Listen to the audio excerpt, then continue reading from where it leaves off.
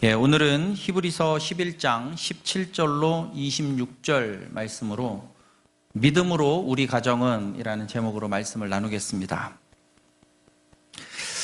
우리가 보통 믿음의 조상이라고 말하면 아브라함이라고 얘기합니다. 자, 믿음의 조상 아브라함의 이야기는 보통 창세기에 이제 기록이 돼 있죠. 그래서 창세기에 아브라함 이야기를 이렇게 들춰보면 아브라함의 이야기를 보면서 야 그래 믿음의 조상이니까 믿음을 알기 위해서는 아브라함을 봐야 되겠구나, 아브라함의 일생을 보면서 우리가 믿음을 배워야지 하면서 창세기의 아브라함의 이야기를 읽으면 아브라함의 이야기는 대부분 다 가정에 관한 이야기입니다.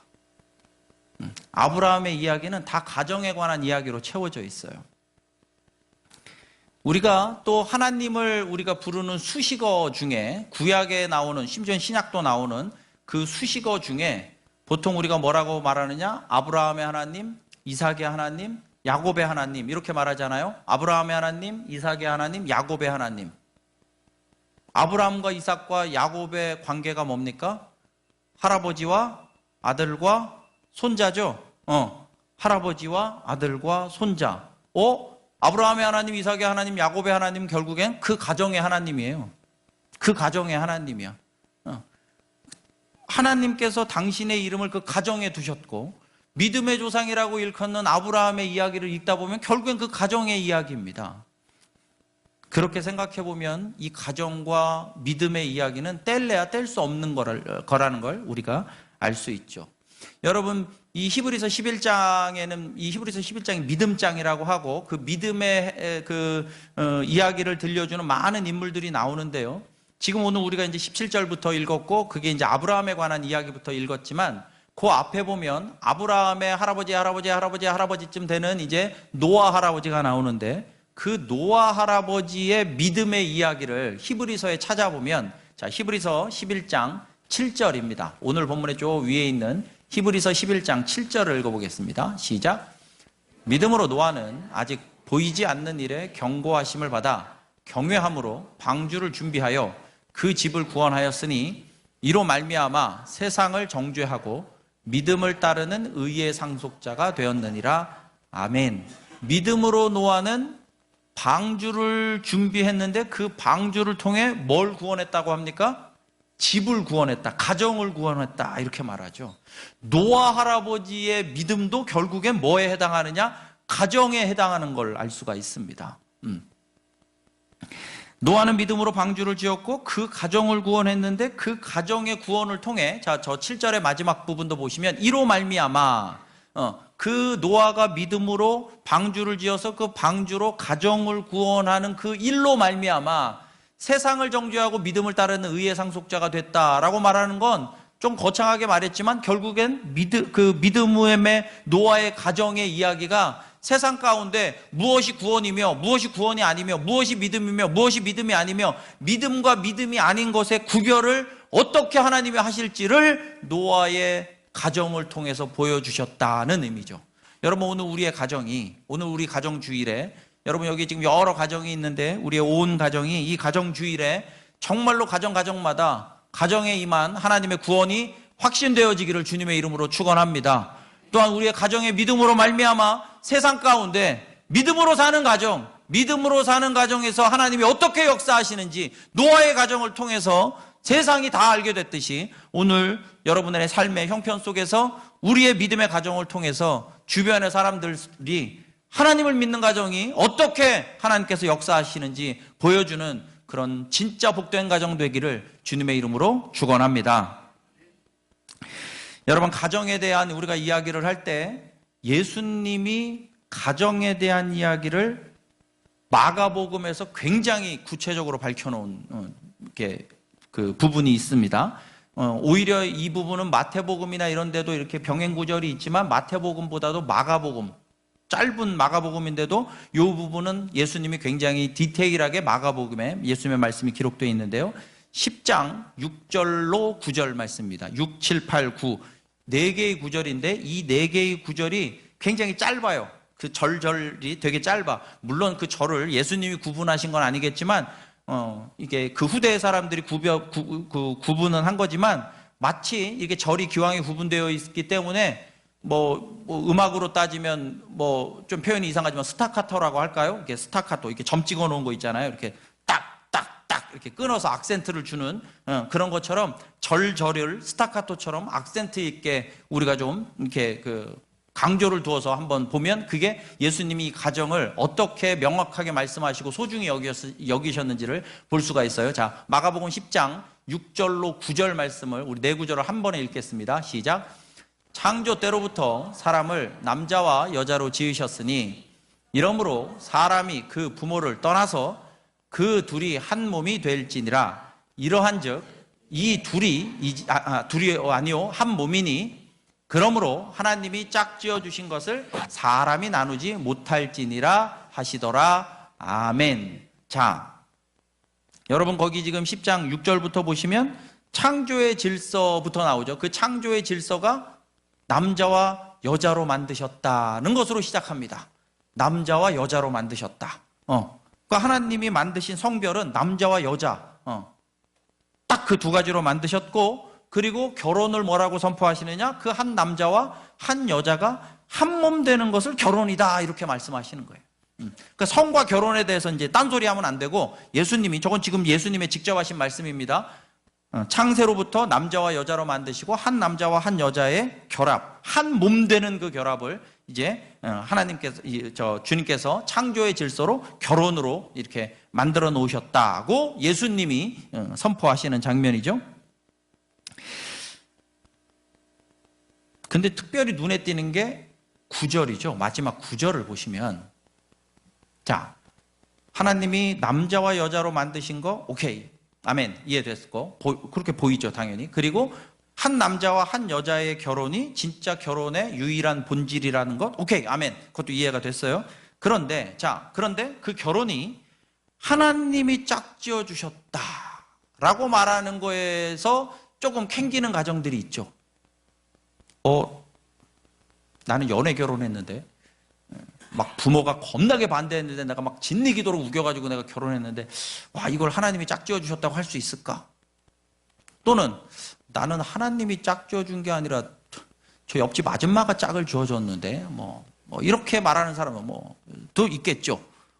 하나님이 짝지어 주신 건 아니고 저 뚜가 짝지어 주신 사람도 있을 테고 여러분, 지금 저 하나님이 짝지어 주셨다, 결혼에 대한 이야기입니다. 이 결혼이, 가정, 부부됨이 하나님이 짝지어 주셨다라고 말씀하는 거는 그 결혼의 시기, 예를 들어서 이런 사람도 있겠죠. 우리는 예수님 안 믿을 때 서로 결혼했는데, 하나님 안 믿을 때, 하나님 모를 때 결혼했는데, 이런 사람도 있겠죠.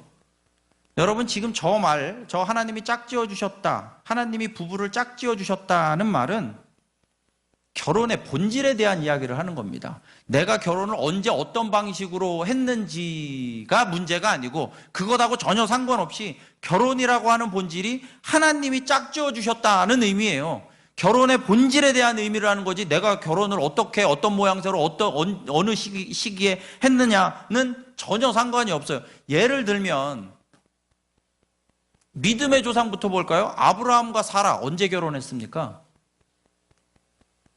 아브라함과 사라가 언제 결혼했어요? 성경에는 안 나오죠. 근데 언제적부터 부부였게요? 아브라함이 본토 친척 아비집을 떠나서 가나안 땅에 들어갔더니 예쁜 여자가 사라가 있어가지고 결혼했습니까? 그렇지 않죠. 그 전에 이미 결혼했죠. 그 전에 이미 결혼했어? 그럼 그 전에 온 땅이 어딘가 보면 하란 땅인데요. 데라가 갈대아 우르에서 하란으로, 그 아브라함의 아버지가 온 가족을 데리고 하란 땅에 정착을 하잖아요. 그럼 하란 땅에서 결혼했나? 아니에요. 이미 갈대아 우르, 데라가 갈대아 우르에서 온 집안을 데리고 나올 때 이미 아브라함은 결혼한 상태였어요. 갈대아 우르에서 결혼했어요. 갈대아 우르가 어떤 도시입니까? 우상의 도시잖아요. 그러면 분명히 아브라함이든 사라든 그 우상의 가정, 우상의 마을, 우상의 도시에서 결혼했어요. 하나님 모를 때 결혼한 거야. 그래서 이름도 사실은 그때 갈대아 우르에서는 아브라함이 아니라 뭐였어요? 아브람이었고, 사라가 아니라 사레였고, 한국식으로 말하니까 그게 그건 것처럼 보이지만 그쪽 발음들은 완전히 다르다는 거 아닙니까? 그러니까 완전히 이름도 달랐어요. 그러니까 세상에서 그냥 우상의 도시에서 결혼했어. 그러면 아브라함과 사라는 하나님이 짝지어 주신 게 아닙니까? 그렇지 않죠. 아브라함과 사라는 하나님이 짝지어 주신 줄 믿습니다. 우리의 모든 부부가 하나님이 짝지어 주신 줄 믿습니다. 그럼 하나님 앞에 바르게 살아야 됩니다. 오히려 이걸 알아야 돼요. 내가 하나님하고 상관없을 때, 하나님을 모를 때 내가 결혼을 했습니다. 그래서 하나님이 짝지어 주신 거 아니요, 하나님 짝지어 주셨어요. 그럼 뭘 알아야 되냐면, 지금 하나님 앞에 바른 부부가 맞습니까? 지금 이제 그 사실을 하나님이 짝지어 주신 부부구나 우리가. 그러면 우리 부부가 정말로 하나님이 짝지어 주신 부부답게 오늘을 살고 있습니까? 이게 중요한 거예요. 내가 언제 어떻게 결혼했는지가 중요한 게 아니고. 부부가 그렇고 부모와 자녀와의 관계도 마찬가지죠. 여러분, 아브라함의 아들이 이삭이죠. 이삭을 아브라함이 100세 때 낳았습니다. 사실은 제가 이제 성교육 전문가다 보니까 아브라함이 100세 때 낳은 건 별로 안 신기해. 아브라함이 100세, 아빠가 100살인 건 별로 안 신기해. 뭐가 신기해? 엄마 사라가 신기한 거지. 뭐 아빠는 100살에도 애기 낳을 수 있어. 뭐 아빠가 낳나? 엄마가 낳지? 그러니까 엄마는 이미 가임할 수 있는 기간이 끝났어. 한 달에 한 번 걸리는 그 매직이 끝났단 말이야. 가임 기간이 아니야. 그런데 사라가 아기를 낳았어. 굉장히 상징적이죠? 굉장히 기적이요. 그러면 아브라함이 100살에 사라가 가임할 수 없는 몸으로 아들 이삭을 낳았기 때문에 이삭 같은 운명적인 기적 같은 스토리가 있어야 정말로 귀한 하나님의 자녀냐? 그렇지 않죠. 자, 시편 127편 3절에 보면, 시편 127편 3절입니다. 시작. 보라, 자식들은 여호와의 기업이요 태의 열매는 그의 상급이로다. 아멘. 모든 자녀들은 여호와께서 우리에게 주신, 부모에게 주신 기업이며 부모에게 주신 상급인 줄 믿습니다. 부모에게 주신 선물이에요. 하나님의 귀한 최고의 선물이 맞죠. 모든 자식은. 그래서 하나님이 주신 자녀이기에 정말로 그 자녀가 귀하다. 맞는데 반대로 그러면 믿지 않는 가정의 자녀는 안 귀합니까? 아니요, 똑같이 귀하죠. 똑같이 귀한 자녀인데, 그러면 우리가 하나님 안에서 하나님께서 주신 상급이요 기업으로서 자녀를 귀하게 여긴다는 게 뭐냐? 그걸 이제 다시 우리가 아브라함과 이삭의 관계, 아버지와 아들의 관계로 들어가 보겠습니다.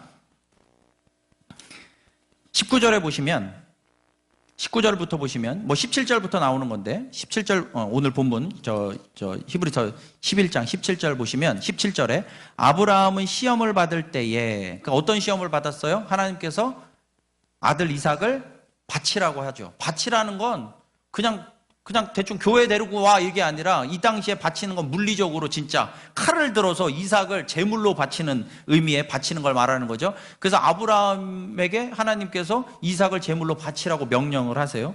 그런데 18절 보시면,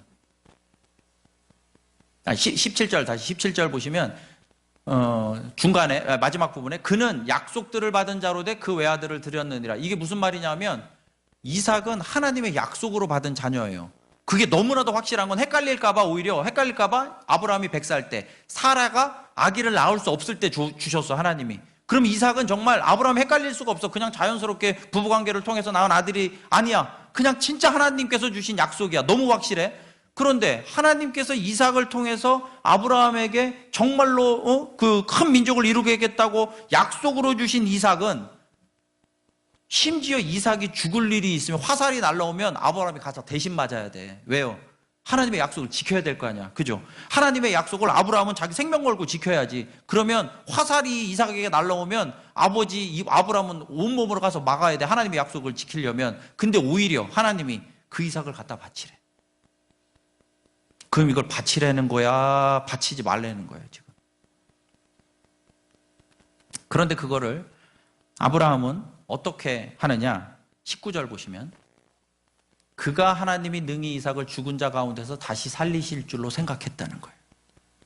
하나님이 죽은 자 가운데서 다시 살리실 줄로 생각했다. 여러분, 죽은 자가 다시 사는 방식을 아브라함은 알 수가 없어요. 어떻게 살리실지 몰라. 이 모양새를 아브라함이 그려낸 게 아니에요. 아브라함은 저 말을 하나님의 하나님 되심을 전적으로 신뢰했다는 의미지, 아브라함이 계산해서 내가 죽이면 하나님의 꼴까닥 죽으면 하나님께서 짜잔 하고 다시 살리시겠지, 이런 그림을 그렸다는 뜻이 아니란 말이에요. 하나님의 하나님 되심을 믿었어. 그 말의 의미는 이게 굉장히 딜레마잖아요. 분명히 하나님께서 이삭을 약속으로 주셨으니 삶을 다해 이삭을 지켜야 될 아브라함에게 너 이삭을 갖다가 칼로 찔러서 나에게 바쳐라. 이걸 바치라는 뜻이야. 지키라는 뜻이야. 그냥 나를 어떻게 시험하시나. 아브라함은 자기가 해석하고 자기가 고민하고 자기가 해결하려고 하지 않아요. 그게 믿음이에요. 자기가 해석하고 자기가 해결하려고 하지 않아요. 아브라함은 이 자녀의 문제를 하나님 앞에 올려드립니다. 다시 한번요. 아브라함은 자녀의 문제를 하나님께 올려드립니다. 여러분 여기에 이제 우리 아직 결혼하지 않고 결혼하지 않은 우리 성도들도 잘 생각하세요. 이 부분을 잘 기억하세요. 자녀의 문제를 하나님께 올려드린다는 거예요. 자녀의 문제를 하나님께 올려드린다. 이건 조금 이따가 설명을 하고요. 좀 이따 한번 살펴보고요. 자녀의 문제를 하나님께 올려드릴 때 지금의 부모님들이 나를 비롯한 우리 부모님들이 잘 들어보세요. 자녀의 문제를 하나님께 올려드릴 때 어떤 역사가 일어나느냐? 여러분 우리 그 창세기 저 뒤에 보면 입시장에 아브라함이 이삭을 갖다 바치잖아요.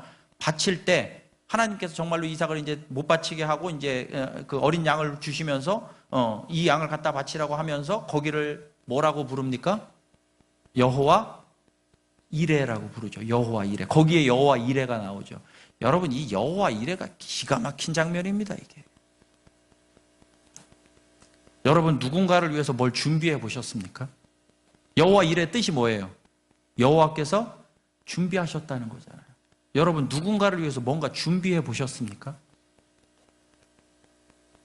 오늘도 생생내는 게 아니라 우리 저기 어버이 주일이라고 해가지고 이렇게 선물도 이렇게 했는데 그 선물하느라고 가만히 있어 봐. 어버이를 어디까지 선을 그어야 될지부터 고민해서 야 이걸 선물 안 드리면 상처를 받지 않을까 고민하면서 이걸 상처를 드리면 민망해하지 않을까. 그 모든 게 준비였어. 그리고 무슨 선물을 해야 될까? 이거 속옷을 해야 되나 무슨 카네이션만 달아도 되나. 그 선물을 뭘로 해야 될까? 이 선물을 하는 게 좋을까 나쁠까?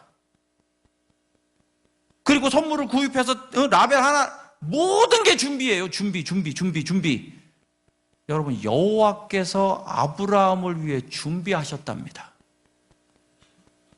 이게 얼마나 기가 막힌 말이에요. 창조주 하나님이 그 인간 아브라함을 위하여 준비하고 계셨대요. 이게 얼마나 기가 막힌 말이에요. 우리는 그냥 여호와 이레 무슨 성경 퀴즈 하듯이 여호와 이레, 여호와 샬롬, 여호와 라파, 여호와 니시 하지만 여러분 내가 그 모든 이야기 중에 진짜 좋아하는 여호와 이레예요. 오죽하면 하나님이 창조주가 이 피조물을 위하여 준비하고 기다리고 계셨겠어요. 그런데 여호와 이레를 경험한 아브라함은 어떻게 여호와 이레를 경험했나 보면 그 자녀를 주님 앞에 올려드릴 때 여호와 이레가 경험될 줄 믿습니다. 이 기적 같은 이야기입니다. 창조주가 우리를 위하여 준비하고 계세요. 뭔가 준비해 보셨습니까? 그러면 하나님이 준비하신다는 게 얼마나 대단한 이야기겠어요. 여러분 그러면 자녀의 문제를 주님 앞에 내 자녀를 주님 앞에 올려드린다는 게 뭘까요? 그러면 올려드리는 게 뭡니까? 그저 내가 기도를 무시하는 사람이 아니라는 걸 여러분들이 아시기 때문에 그냥 좀 과장해서 표현하면 그저 주여 얘 좀 살려주십시오. 주여 얘 좀 잘되게 해주십시오. 주여 이러면 자녀를 올려드리는 겁니까? 아브라함은 이삭을 어떻게 올려드렸죠? 칼을 들었습니다. 이삭을 향해 칼을 들었어요. 자녀를 올려드린다는 게 그저 주여 얘 좀 어떻게 좀 그게 자녀를 올려드리는 게 아니라 아브라함과 우리가 똑같을 수는 없지만 적어도 아브라함을 보면 아브라함은요 이삭을 향해 칼을 집어들었습니다. 자녀를 올려드리는 건 쉬운 문제가 아닙니다. 믿음으로 자녀를 올려드리는 건 자녀를 올려드리는 것뿐만이 아니라 믿음으로 살아가는 건 정말로 쉬운 일이 아닌데 특별히 믿음으로 자녀를 올려드리는 건 쉬운 게 아니라고 알려줍니다. 쉬운 게 아니기 때문에 어렵기 때문에 어려운 일을 도전하라는 게 아니라 오히려 불가능한 일이죠. 아브라함이 이삭을 칼을 들고 찔리는 게 어려운 일이라고 그냥 퉁치고 지나가겠습니까? 그건 불가능한 일이죠. 여러분, 믿음으로 자녀를 올려드린다는 것은 정말로 하나님을 전적으로 그 자녀를 향한 하나님의 섭리를 신뢰하는 것인 줄 믿습니다. 여러분, 자녀를 정말로 우리가 그래서 주님 때문에 뭔가를 할 수 있는 거예요. 그게 주님이 나를 도우시는 길이에요. 잘 보세요. 믿음의 길은 어려워요. 불가능해. 나는 할 수 없어. 근데 우리가 어떻게 그 길을 걷게 되느냐? 주님 때문에 걷게 되고 주님을 위하여 걷게 됩니다. 이걸 굉장히 단순하게 아주 유치한 예로 들자면, 여러분, 내가 먹을 거 요리하는 것보다 누군가에게 대접하기 위해 만드는 요리가 훨씬 맛있어요. 훨씬 정성이 들어간다고. 우리는 우리의 일을 위하여 열심히 할 것 같지만 그거는 내 인생의 내 능력의 한계치밖에 못해요. 그런데 우리가 주를 위하여 뛰기 시작하면 우리의 한계를 넘어. 엘리야가 40주 40야를 물 한 컵 먹고 빵 한 조각으로 40주 40야를 달려가잖아요. 어떻게 그럴 수 있죠? 주를 위하여, 여호와를 위하여 달려간 줄 믿습니다. 엘리야가 야, 네 살려면 달려가라 그러면 그거 달려가겠습니까? 오히려 엘리야는 자기가 이세벨이 쫓아오니까 자기 죽을까 봐 도망가다 로뎀 나무 아래서 쓰러지잖아요. 자기의 힘으로는 거기까지밖에 못 가요. 그냥 가다가 지쳐서 죽는 거야. 이세벨이 칼로 찔러 죽는 거예요. 자기의 힘, 자기를 위해, 자기의 영광, 자기의 뭔가를 위해서는 거기까지밖에 못 가요. 로뎀 나무 아래에서 픽 쓰러질 수밖에 없어. 그런데 여호와를 위하여 여호와께서 힘을 주시고 여호와께서 가라고 하시면 40주 40야를 달리게 될 줄 믿습니다. 자녀를 믿음으로 주님 앞에 올려드린다는 게 그런 거예요. 내가 할 수 없어요. 근데 주님을 위하여, 주님을 신뢰하고 주님의 영광을 위하여 주님이 하라고 하시니까 주께서 쓰시겠다면 나귀를 풀어드리는 겁니다.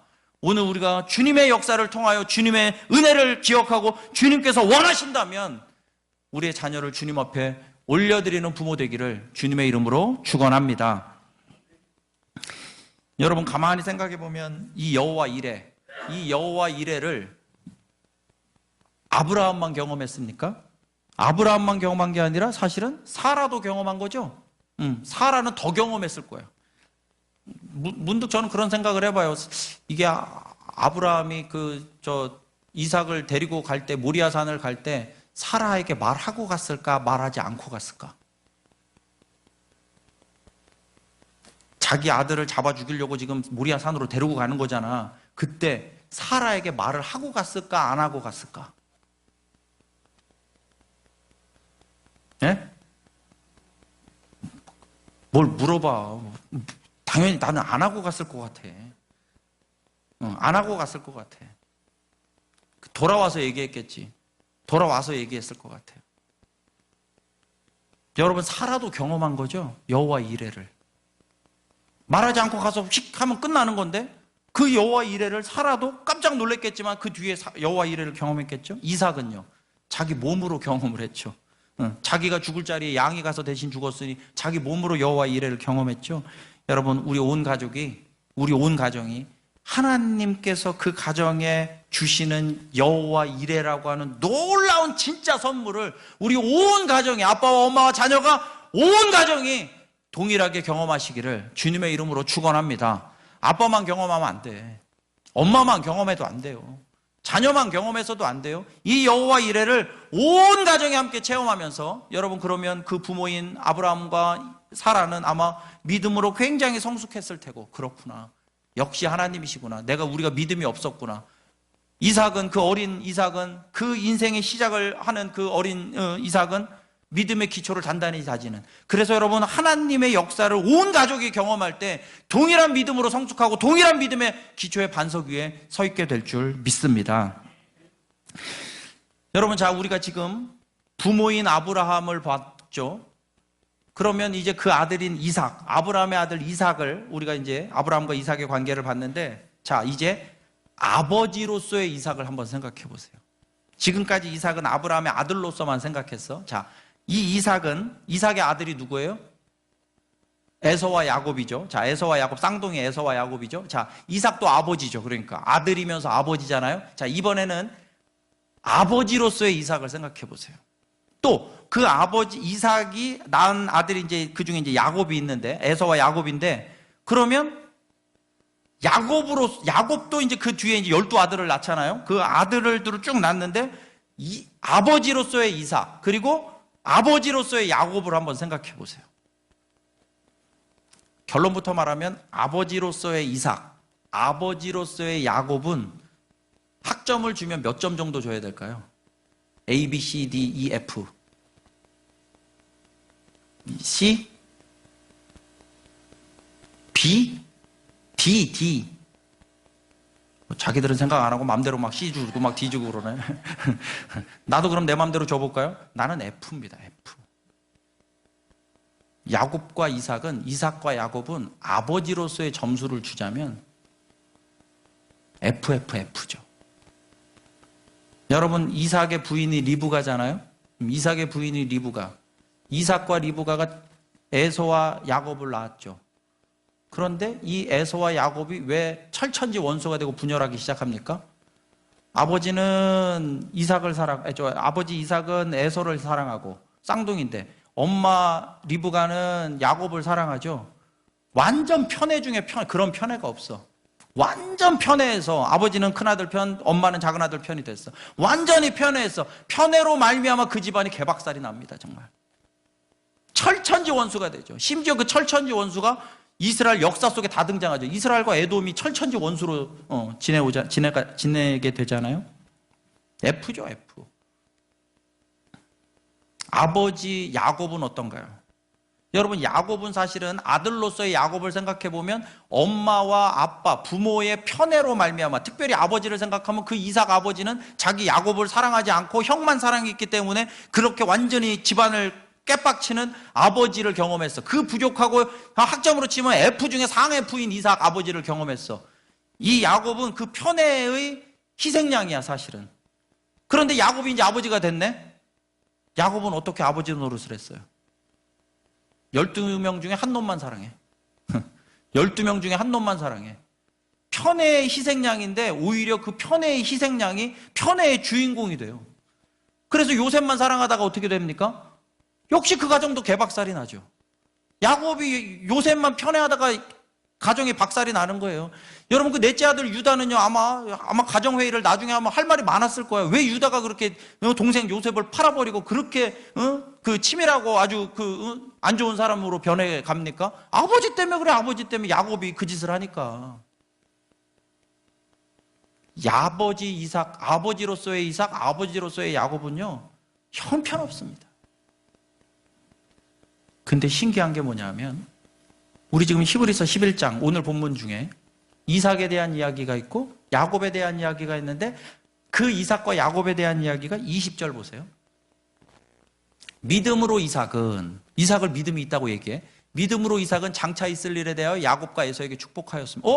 여러분, 이삭이 그래도 믿음이 있다고 하면 아버지로서는 낙제점이지만, 예를 들면 우리가 만약에 장군이다 그러면 장군이 나가서 막 전쟁은 이기지만 가정은 아주 돌아보지 않았다. 그럼 가정에서 아버지로서는 빵점이지만 나가서 나라를 구했다. 그러면 그냥 나라를 구한 영웅이다. 그러나 가정에선 빵점이다. 이렇게 말할 수 있지. 그러니까 이삭도 예를 들어서 가정은 아버지로서는 빵점이야. 그럼 가서 나라를 살렸느냐? 그래서 그게 믿음으로 기록되어 있느냐? 아니, 나라를 살린 이삭의 기록은 없어. 이삭의 기록도 뭐에 중심한 거예요? 가정에 대한 기록이야, 지금. 그렇잖아. 야곱과 에서에게 축복하였으며. 야곱의 믿음도 가정에 대한 이야기예요.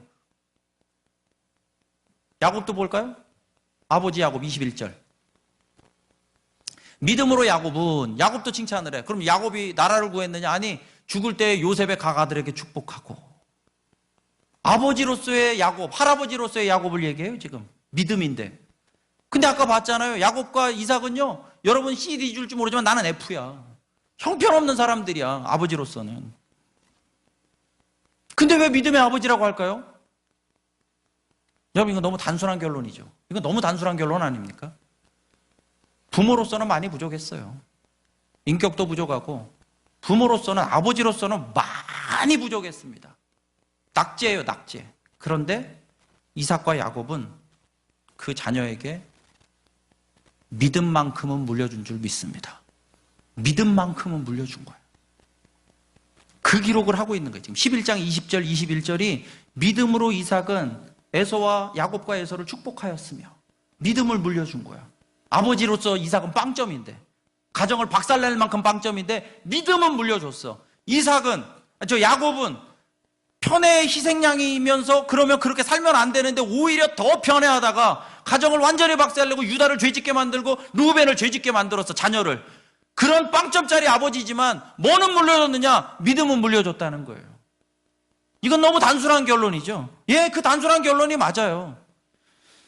여러분, 과거에 뭐 요즘도 그럴지 모르겠지만 과거에 이렇게 많은 목사님들이 가난한 목회자들이 가난한 목회를 하다가 정말로 하나님 앞에 정말 이렇게 가난한 목회, 어려운 목회를 하면서 하나님, 내가 정말로 주님 앞에 이렇게 헌신합니다.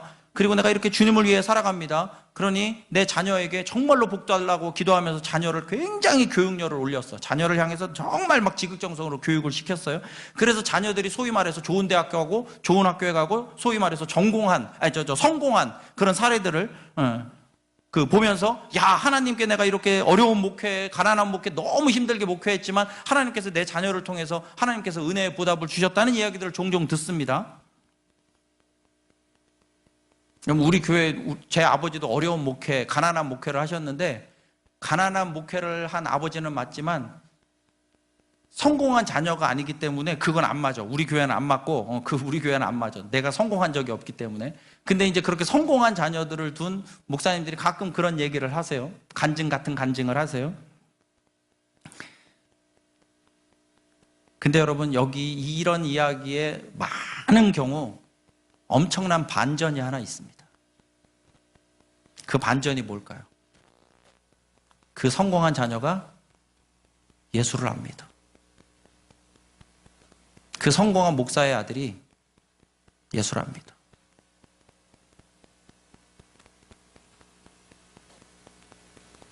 그럼 그건 복입니까? 아닙니까? 여러분, 우리가 부모가 내가 정말로 자녀에게 믿음의 유산은 못 주지만, 믿음의 유산을 보여줄 건 없지만, 그래도 내가 아버지로서, 내가 엄마로서, 그래도 내 자녀 성공시키려고 뒷바라지는 열심히 했다. 오케이? 여러분, 제가 강단을 내려가면 유약한 사람이지만 강단에 올라와 있으니 좀 세게 얘기하겠습니다. 제가 내려갔을 때 시비 걸지 마세요. 지금 시비 걸 사람들은 손 들고 시비 걸고, 내가 강단에 내려갔을 땐 시비 걸지 마세요. 난 강단에 왔을 때는 배는 게 없는 사람이니까. 여러분, 내가 부모로서 믿음의 유산은 못 주지만 뒷바라지에서 내 자녀를 성공시키는데 진짜 가열차게 뒷바라지를 했다.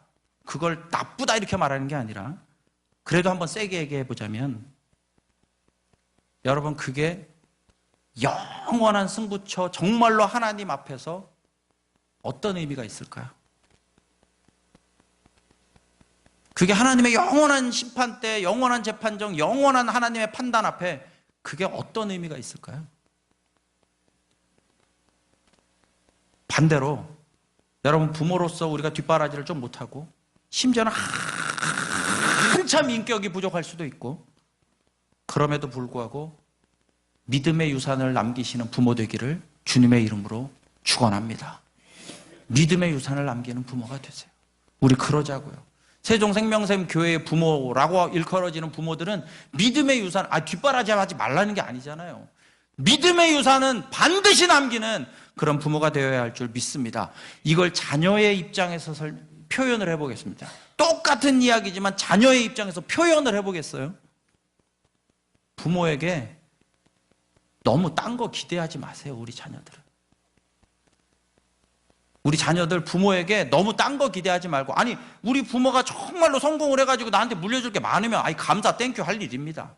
그런데 그걸 기대하기 전에 내가 부모에게, 우리 아빠에게, 우리 엄마에게 믿음의 유산을 기대하는 자녀들 되기를 주님의 이름으로 축원합니다. 자녀들은 부모를 위해서 기도할 때 이렇게 기도하세요. 그러니까 주님, 우리의 부모가, 내 아빠와 내 엄마가 정말로 나에게 믿음의 유산을 물려주는 부모가 되게 해달라고 기도하시기를 바라요.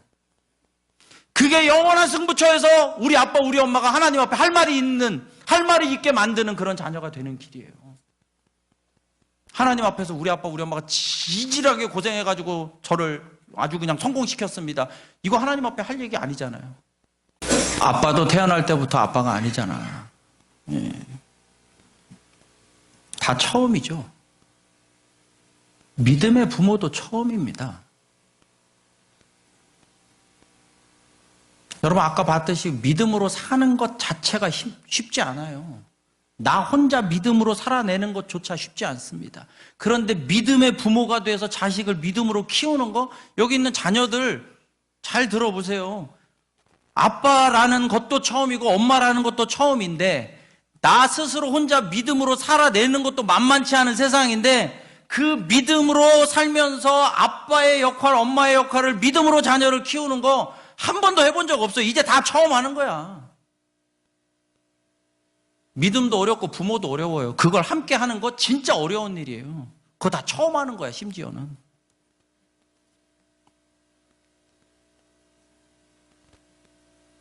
여기 지금 덕선이도 물론 드라마지만 여기 있는 덕선이도 아빠의 고백을 들으면서 그래, 우리 아빠가 어렵겠구나. 이해하죠?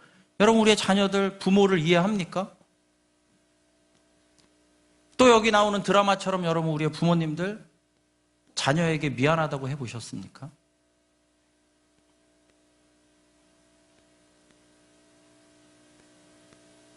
드라마도 이해하는 부모와 자녀와의 관계예요. 여러분 세상에서 세상의 관점으로도 부모와 자녀와의 관계가 이해돼요. 서로에게 이해가 되고 서로의 처음을 안쓰럽게 봐줘요. 여러분 우리 자녀들이 우리 부모님들이 믿음으로 자녀를 키운다. 어렸을 때 우리 아빠 우리 엄마는 그냥 우리 엄마는 그냥 아주 지니기도록 나를 그냥 어떻게 했다? 그거 처음이라 그래요. 그거 어떻게 하겠어? 처음인데. 우리 서로가 서로에게 미안하다고 할 수 있고 서로가 서로를 이해하고 심지어 믿음으로 양육하고 믿음으로 따라가는 길이 서로가 다 처음이라 어렵지만 덕선이도 이해하는 걸 여러분 우리 서로 진짜 가족 간에 우리 부모와 자녀 간에 이 놀라운 이해와 용납과 그리고 서로가 서로 간에 하나님 안에서 하나됨의 놀라운 일들이 저 슈퍼 앞에서 벌어졌던 그 일이 오늘 우리 믿음의 현장, 믿음의 가정 안에서 이루어지기를 주님의 이름으로 축원합니다. 우리 그런 자녀, 그런 부모 되어야 합니다. 그렇게 될 때 여러분 우리 23절 이하에는 이제 모세의 이야기가 나오는데요. 그 모세의 이야기를 간단하게만 보면 그 모세의 이야기는 모세의 부모로부터 시작되죠. 모세의 부모는 믿음으로 모세를 나일강에 던지지 않았어요. 다시 한번요. 우리 부모님들 믿음으로 모세를 나일강에 던지지 않았어요. 근데 거기에 표현 중에 뭐가 하나 나오냐면 23절 보세요. 23절 마지막에 왕의 명령을 무서워하지 아니하였으며 세상을 두려워하면요 세상의 자녀를 던지게 돼. 그래서 세상의 기준으로 키우게 돼. 세상에서의 성공이 다 하나님 안에서의 성공인 줄 착각해. 아까 그 목사님도 착각했어. 내가 예수님 앞에 짓이기도록 헌신해서 내 자녀가 예수님과 상관없는 삶이 살더라도 성공하면 그게 성공인 줄 착각해. 아니요, 그건 왕의 명령을 무서워하는 거고 세상을 두려워하는 거예요. 믿음의 부모는 세상을 두려워하지 않고 하나님 두려워하는 부모가 되어야 할 줄 믿습니다. 세상에서의 성공이 아니라 하나님 안에서 성공을 꿈꾸고 세상에서 망할까 두려워하는 것이 아니라 하나님 앞에서 망할까 두려워해야 할 줄 믿습니다. 우리의 자녀들은 우리의 부모가, 나의 아빠와 나의 엄마가 인격이 한참 부족하고 가진 것도 하나 쥐뿔도 없어가지고 나한테 물려줄 것이 심지어 없을지라도 그 믿음을 물려주는 부모가 되게 해달라고 기도하는 우리의 자녀 되기를 주님의 이름으로 축원합니다.